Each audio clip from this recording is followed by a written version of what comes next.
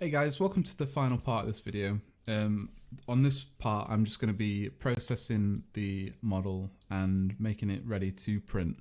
So that means obviously going through the decimation tools, making the file type an STL and making it low enough of a file size that it's going to be able to work in the programs that we need it to, and obviously printing. So what I'm going to do now is I'm going to import something for reference. So one of my older models that I've done for this same pack. So I'm going to import one of my vampire spawns. Let's check which one. Sort. View large icons, not that one. So I'm gonna use the top one. I'm just gonna use this one. So I'm going to import this STL. It's going to obviously show me that this guy is around, he's 27 mil tall from the bottom to the top. So when I scale this down, I want him to pretty much be in scale with this guy. So when he's stood up straight, this guy is crouched down. So I want to scale him to fit like how he'd be if he was stood upright. So basically just put his knees in the same place. This guy's head's like huge, but we can scale it down a little bit just to make it work a little bit nicer. So basically this guy is now going to be, I did it the wrong way around. I need to scale up my model, not scale that one down. That'd be a bit silly actually. Right, so scale this up to fit here. I think that's pretty much perfect, straight up. So this guy's 27 mil, this guy will probably be about 35, I reckon. 34. 34 to the top of the head. That's a little bit big, so I'm gonna scale him down and try and get him no, actually no, it's 30. That's 32 to the eyes. My bad. So we're just gonna use the transpose tool just to see how big he actually is. So it's 33 to the top of the head. 30 to the eyes.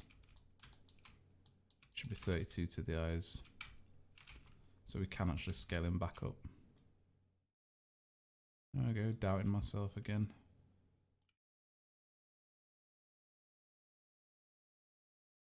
To the eyes. Scale them up a little bit more.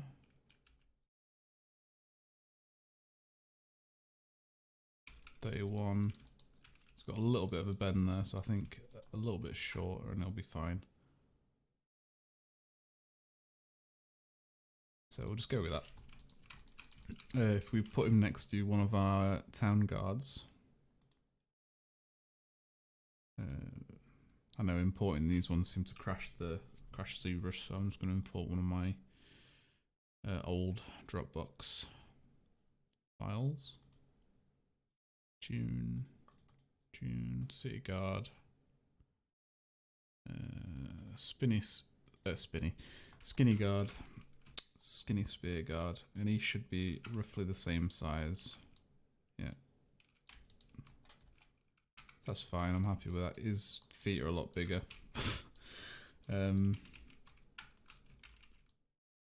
Maybe I should just make Strad's feet bigger. Just scale them up.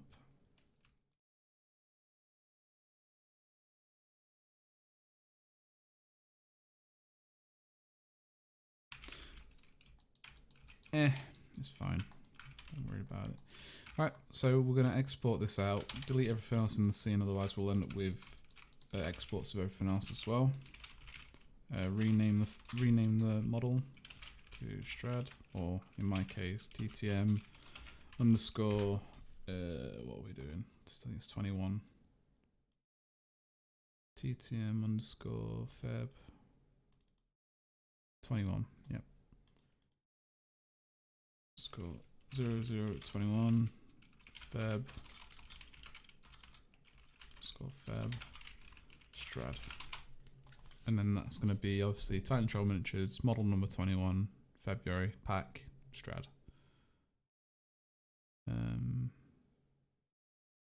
so update size ratio 34 mil to the top of the head. Vampire Lord, Strad. Try that again.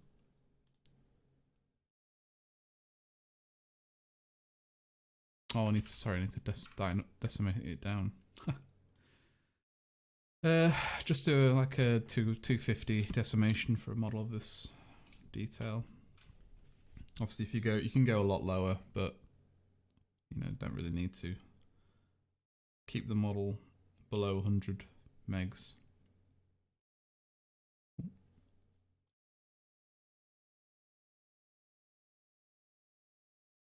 So just wait for this to process. And while we're doing this, we'll open up Lychee.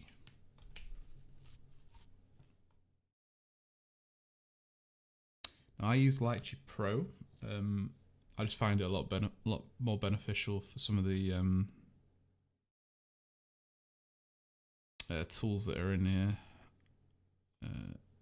Right, so I use a bunch of rafts and things, so that are only available in the Pro version, unfortunately.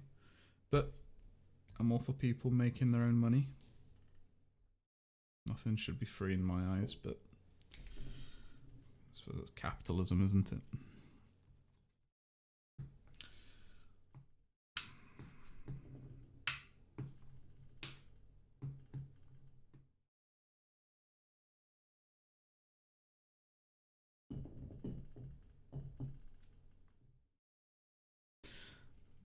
70% of the way through. All it's doing is just processing the file, and then it's gonna mash down all the polygons to a manageable level. But afterwards, it's probably advised not to do any sculpting on it. So if you're gonna do this process, I'd save it beforehand and save whatever file that you need. Obviously, this is all Dynameshed together anyway, so I actually have a saved version before. So that's processed, and now it's just reordering the polygons, reordering the vertex points, and then it should write to disk, and then it'll finish. After this is finished, writing to disk.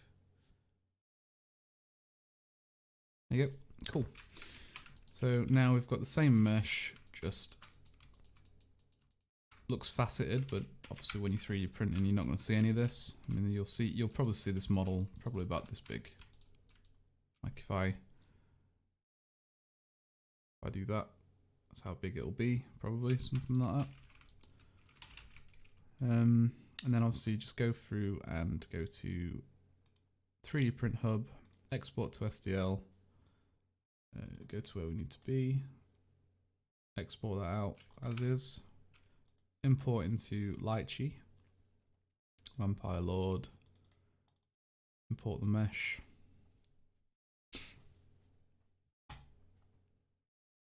auto update on. Obviously it says there's 11 holes detected in the object. You can just click repair object using NetFab online service. You can actually install NetFab offline and do it that way. Sometimes Lychee actually brings up some errors saying that it can't be done. Basically all you need to do is just install NetFab Premium, although I don't think it is actually for premium. It does, if you do like press a bunch of buttons, it just comes on anyway in the end. Or maybe I don't download the free version. Cancel licensing, yes. Ah, right, yeah, that's what I did. So you don't actually need a license to run it. You can take everything out of it that you need. So I'm just gonna add part, Vampire Lord, Strad. Now I'll obviously zoom into the model. You can orientate it if you want. Doesn't really matter at this point, I don't think. Repair part, automatic repair, execute, and then it'll take the shells down to 0, or it should. or one, yeah, one shell. So that's the whole thing, and no holes. So you can apply that repair, keep the old part. Now this is the old one, this is the new one. And then you literally just export that part out. One day. But it says no, for no commercial use only, so yeah, you shouldn't really be doing this, but hey ho. I use Lychee. I imagine it's online and built in, so you want STL, export it out as an STL, optimize, press all the buttons that you can see. I don't really understand this program much either, but I don't know what that button means. Export already exists. Do you want to overwrite them? No, I don't want to overwrite them. I'll create a fixed file. I think that one's from Lychee actually. Yeah, that's from Lychee. So Lychee's already done it, so it's faster to use Lychee. Netfab. So now if I need to delete that one. So if I just export this out and import this in, it should say that this is closed as well, so there's no holes in this. Yeah, so that one's obviously done using Netfab offline. Does the same thing as what the one from Lychee does. Lychee does an automatic fix and obviously sends it to your directory. This one is now the unfixed version, so you can delete that if you want. I'm going to delete the other Netfab because it's done the same thing as what Lychee's already done. So I'm going to upload the Lychee, upload the model which has been done by Lychee. No topology issues found in the model. Objects, manifold. So they're already repaired. So now what the steps are to do now is literally just orientate the model. What's going to work best for this model. So obviously the best orientation is probably this. Yeah, probably this because all the cape's going to be catched by supports. The heels, everything's going to be building up. You know, the arms are supported, the sword's going to be supported. I just need to add a support on this area, probably here, maybe like a tiny one in the middle just to keep that edge. I think this is going to be fine, but I'm going to add a little supporting structure over here. Basically, you want to make sure that there's no islands when you are supporting. So if you check like the chains, you make sure the chains are all embedded. Looks like they are. I don't actually think this needs many supports at all really to work. Maybe one little tip there. A little thing you can do to make sure that all your edges are kept is to add tiny supports all the way along the edge, like make sure there's no issue, no spaces at all. But you know, like I say, most people who play with miniatures are literally tabletop gamers, so they won't care. I've seen the quality of things that they work with, and you know, it's each their own. But I try and do as much as I can in terms of quality. I think the chainmail here is going to be completely fine because it's so close together and it's small. I don't actually think you're going to see much of it on a model, but you know, I think it's big enough to see like some sort of texture on there, so that's fine. So we're going to get straight into it. Just going to bring that back a little bit because I think bending it too far back's kind of a waste of time. You don't really need to. And then obviously I can really see the bits that do need supports. Yeah, so with Lychee, you know, the yellow part underneath are going to be places which Lychee is recommending support areas. So obviously these parts are in need of support. So you can see obviously when the white thing comes together, you know, it comes off in its own little island. That is an island. When you're hovering over things like this, you know, it is going up. It's fine. You know, it's a false positive, I believe. but it's there, you know, this is facing downwards. I think it's more to do with directional printing. So when obviously you're printing upwards, things that are not directly up are going to be less detailed than those obviously that are horizontal. So there's that to bear in mind when it comes with that as well. If you are printing multiple parts, it's recommended to obviously orientate them in a way which is going to capture the most detail, but that obviously depends on what you're sculpting and how you're sculpting it. With this, I've tried to make everything go up, but obviously details such as these which go along like a plane, the ones back here, these details on here, they're all, like even the chainmail, I don't think the chainmail is going to come out that well, just simply because it is wrapped around and, you know, bits of it's going to look better than the others, but hopefully the underneath won't matter so much. You won't see too much of it. So yeah, so I'm just going to get straight into it.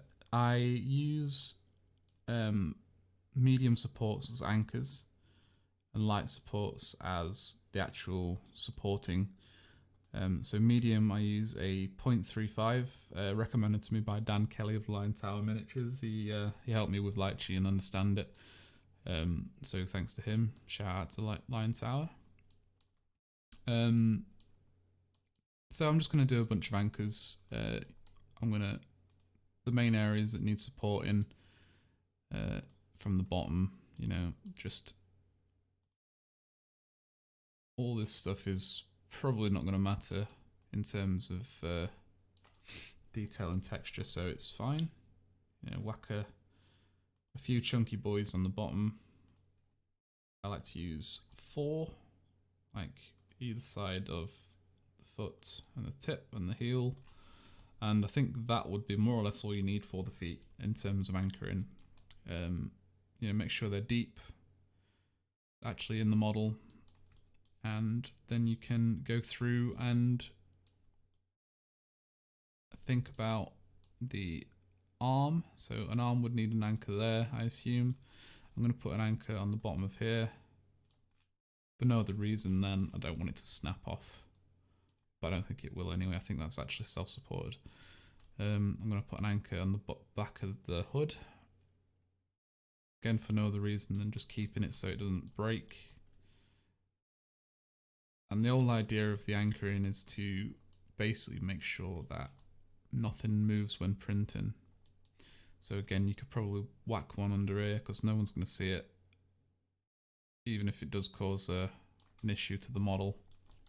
No one's going to see this. I just want to ensure that it doesn't move when printing. Whack one in there because again, nobody's going to see it. Nobody's going to see it. And then you go through and you can click on light, which is a 0.12, again recommended by Lion Tower. And then Lychee as an island detector search. I do this. It shows me where all the spaces are which need texture. They're not texture, need supports. So you can simply just go and add supports to all island. It'll tell me that there's 2 islands detected, which are in here. I can put them in myself. If you hold Control Alt click, like somewhere relatively hidden, and put them on the ear like that, and it's got rid of both islands, which are just underneath the ear, with, you know, a little support which is just hiding in the neck there. If you press space, I think this is only a pro feature, you can move it and just push it back into the head. Again, you know, it's, if you see that, to me that just looks like a piece of hair and it's just there. You know, I can probably just leave that support in there and not worry about it ever. But so now I want to ensure that I retain all the detail in the edges. So what you can do now is go through the model and why is that doing this?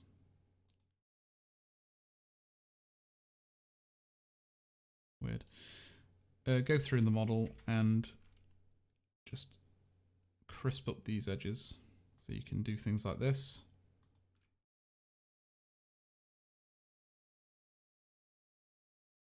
Make sure these edges are nice and crisp afterwards.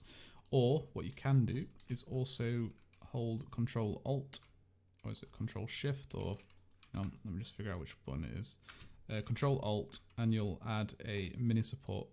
The mini supports are basically supports which are mini, and they come from little bits like this.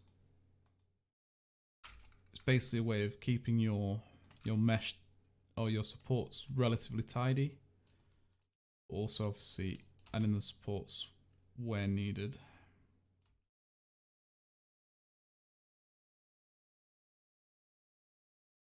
You can go through and you can just do this.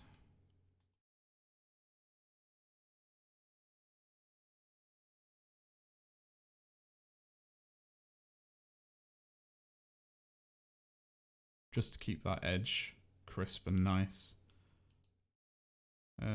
Again, you can do the same with like these bits here.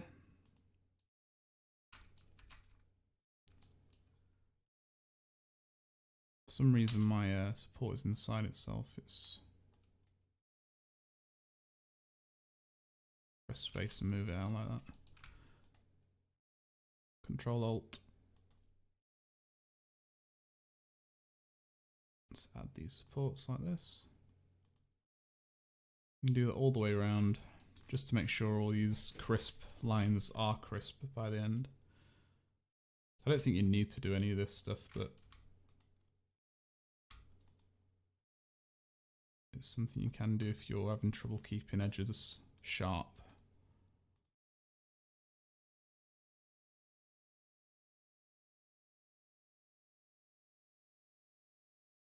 And obviously all of these parts will just fall off when you put them in hot water.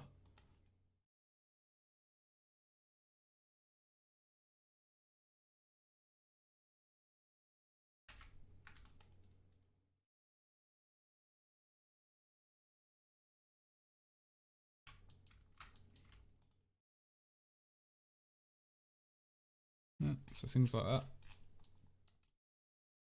You might want to just thicken up these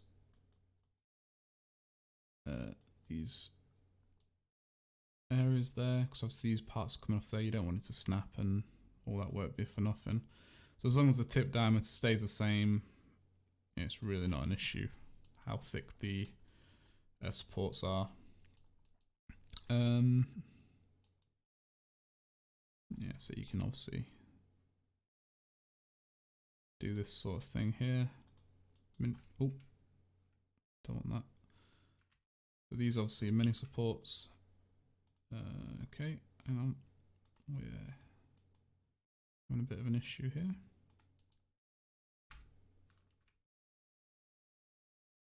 Let's go back to light. I mean, usually when I'm test printing, I don't care about any of this stuff. But if you want the nicest prints possible, just do this.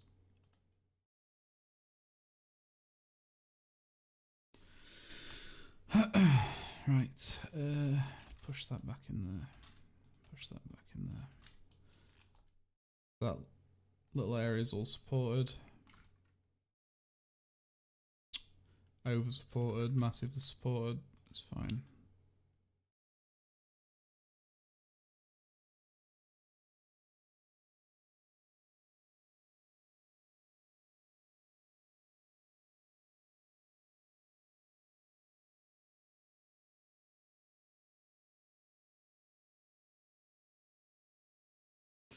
Alright, so I'm just going to leave that bit. I'm going to delete that because it's on the inside of the arm anyway, so I'm going to keep that as is. So I'm just going to have a little quick look around, see if I've missed anything in terms of the main supports. And I don't think I have, it's just these bits on the back. So you don't, like I say, you don't need to do any of this, but probably wasting my time, honestly.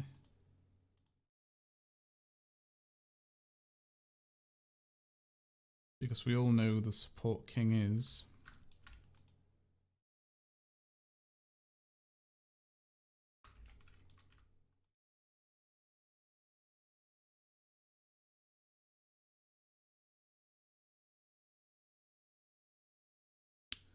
Yeah, so just carry on doing this whole thing, and then once you're done, obviously, you'll be done.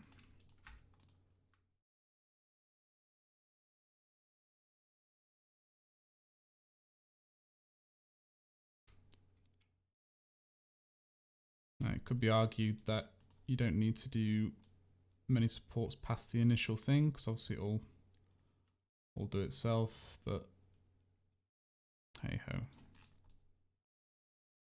I want to make sure we get all these. Also, make sure these are supported. The tips. Add a couple of supports on the edges here.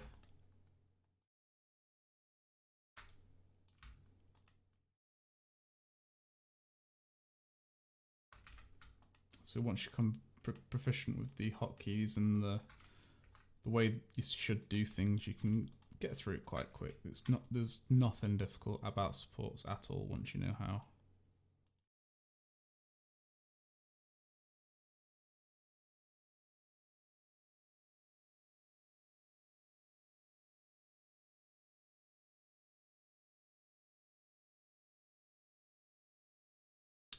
And even you can charge $100 a model.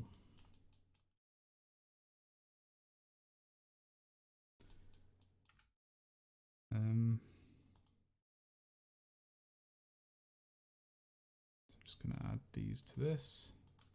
Maybe add another one like that.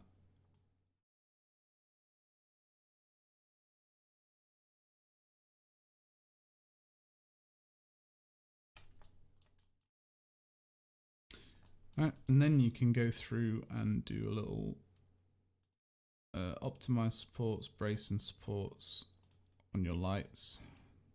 And then I'll just go through and add a little supporting structure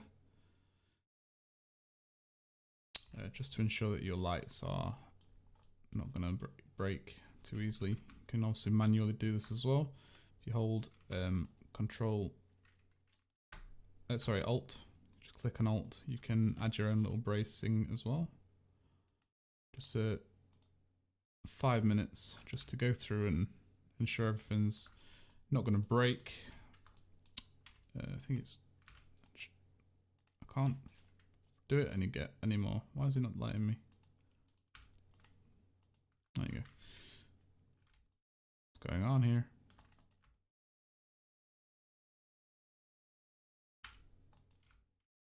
No? Okay, it's not letting me. Cool. So now it is letting me. Alright, well, it's bugging. Cool. Alright, so... in terms of supports, that's pretty much it. Just go around and do your little fancy edge supporting if that's what you want to do. Personally, I'm not going to do much more than this. This will probably print fine.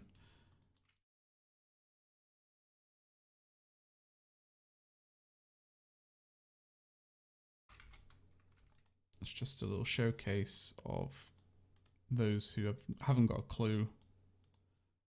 Somebody other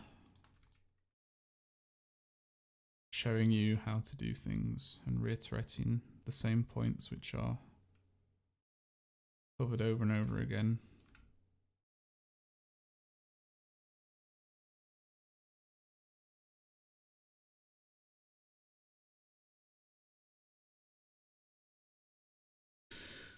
So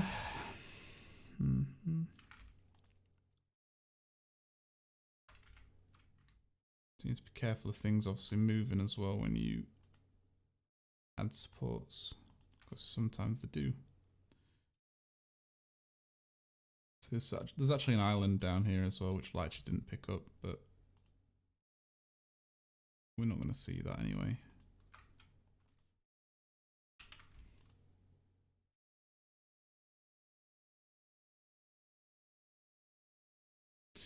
To be able to see things a lot easier, you can use the clipping thing, but I think the time I'm spending on each part, I think it's just an extra step that's a little bit unnecessary. I think I can see what I'm doing, it's fine. But obviously if you want to do that, you can move the clipping thing. You can press up and down to change which side you're clipping on.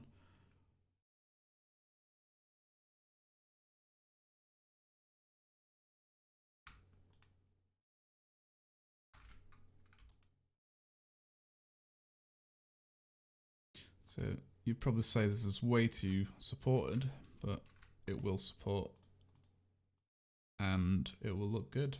So I don't care.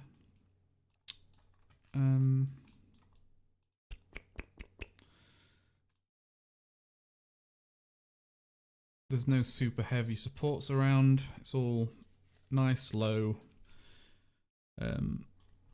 Click it and it'll fall off. Just drop it in some hot water and it'll fall off. Everything will fall off. Even his arm.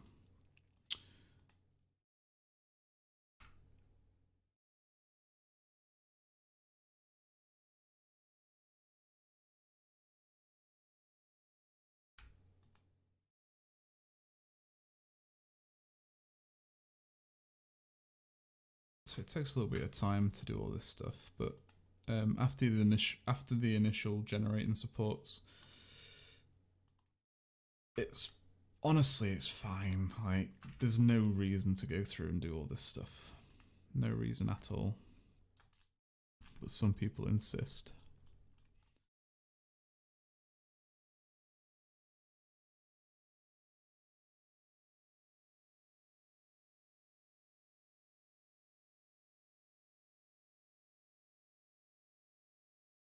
If anything, I think this is actually causing an issue.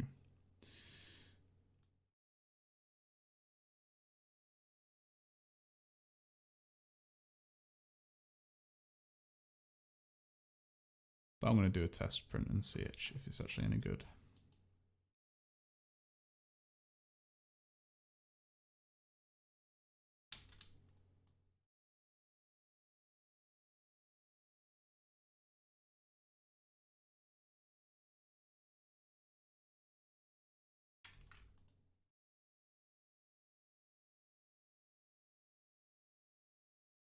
So these supports will likely snap off during print. That would probably be after it's finished doing what it's doing though. So some supports support up until the point in which they're no longer needed, and then they literally just snap off, which I think is pretty cool. It scares you a bit when you do look at the print though, because you think, oh, has this broke? And it turns out no, it hasn't broke. It's just done its job and it's decided to depart. I actually have something on my printer at the minute. The print's completely fine, but there is like half of the supports are not missing, but they've just fell off. So I think that just reiterates that point.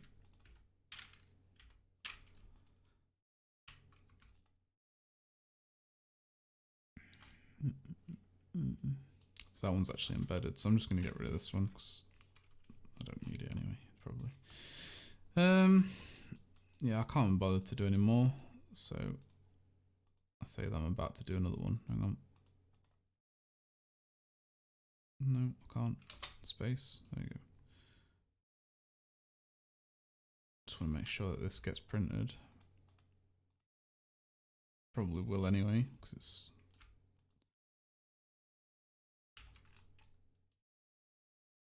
on the base. I do want to make sure this belt gets printed, actually. It's a really nice belt. So I'm going to add a support here.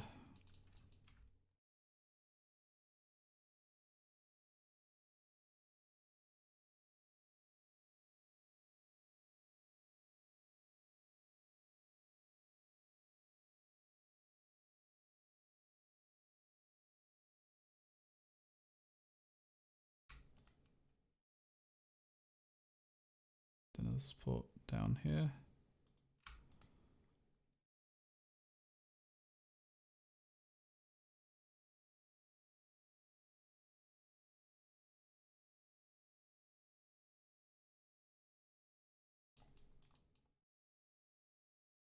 I'm going to add a support to the top of this and to the middle of that because I don't want that to break.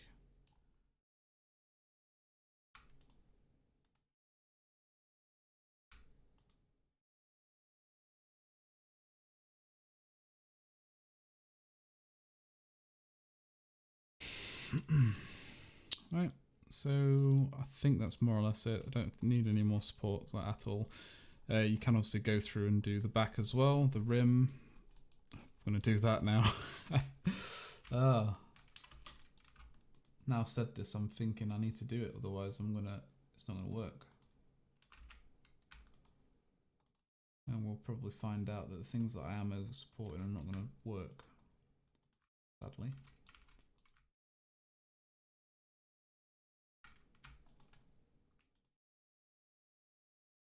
But I've done the render for this guy. Looks pretty cool.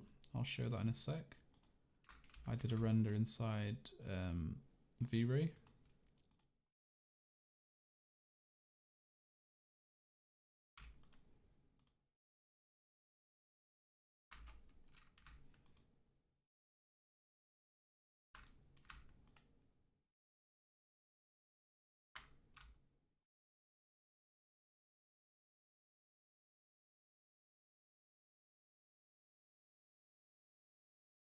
I think you could actually do this all day. It's quite chill, actually.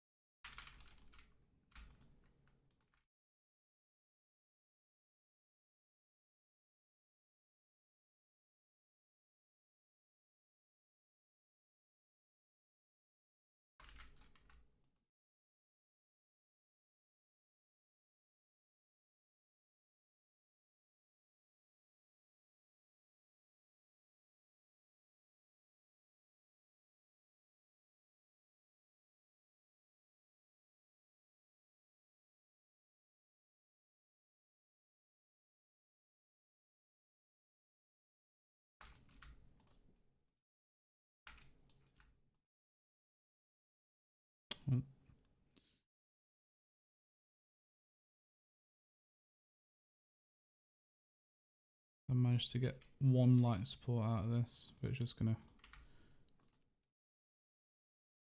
Nah, I can't do another one.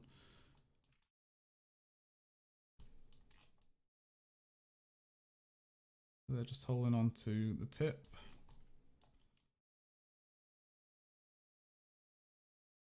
I don't think there's really much else that I am worried about or bothered about keeping detail on. Maybe that there, but that's going up anyway.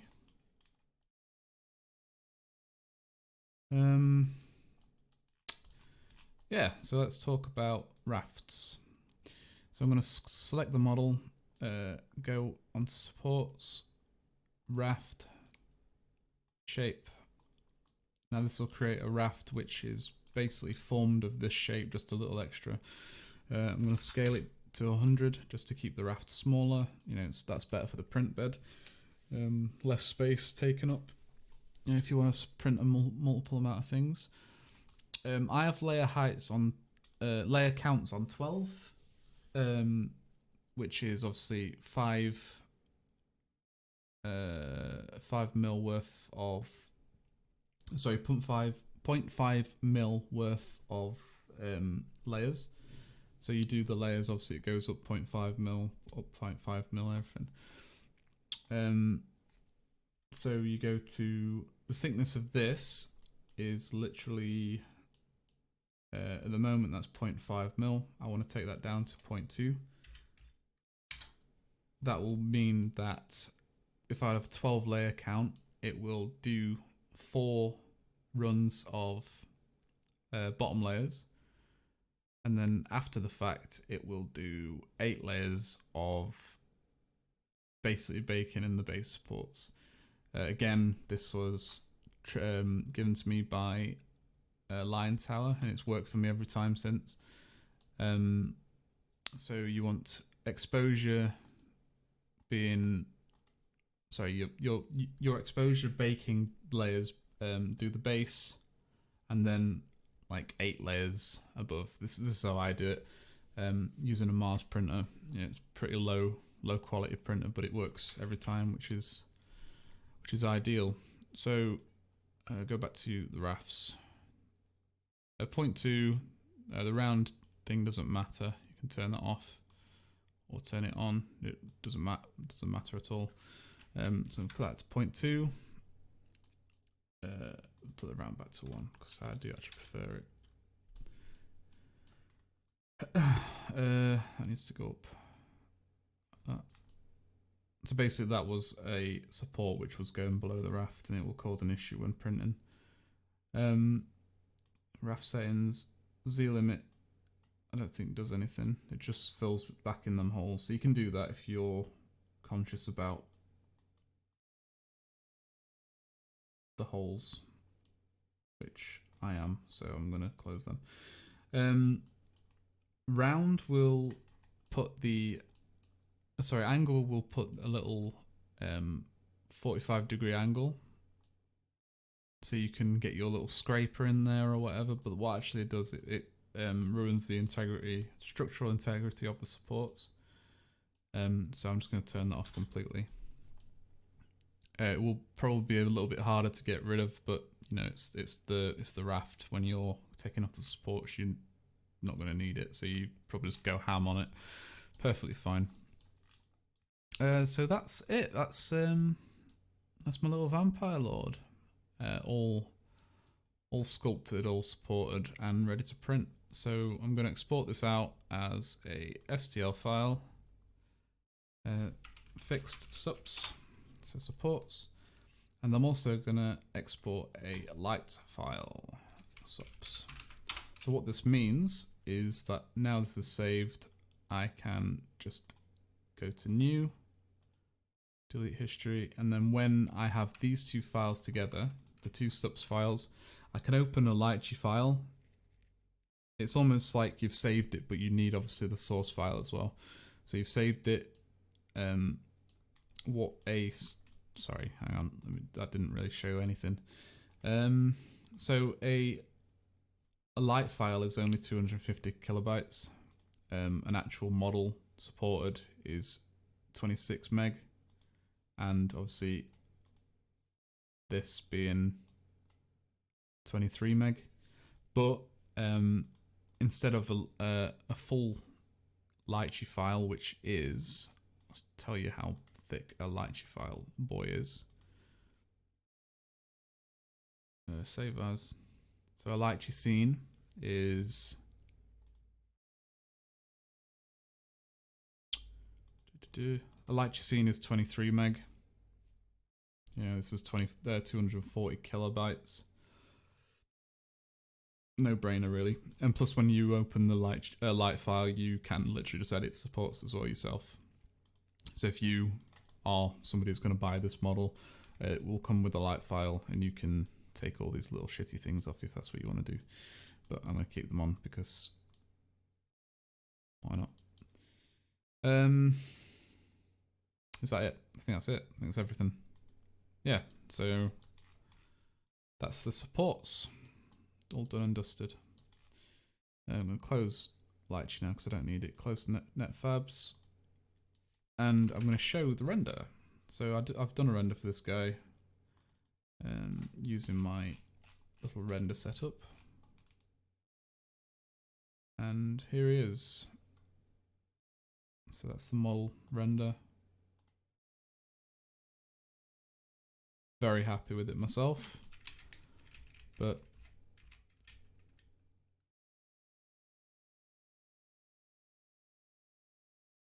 yeah, this file is going to go up on my Patreon literally straight after this video, after I've set up a test print myself. And I hope you like the video. That's pretty much all I've got to cover on this guy. I'm done, finished. Roughly about 7 hours worth of work in total. So hope you liked it. Leave a comment if you want to see something else. and I'll see you in another video tutorial, speed sculpt, something like that. Follow me on Time Troll Miniatures, Patreon, My Manufacturing, ArtStation, Twitch, Twitter, and thanks for watching, guys. Appreciate it.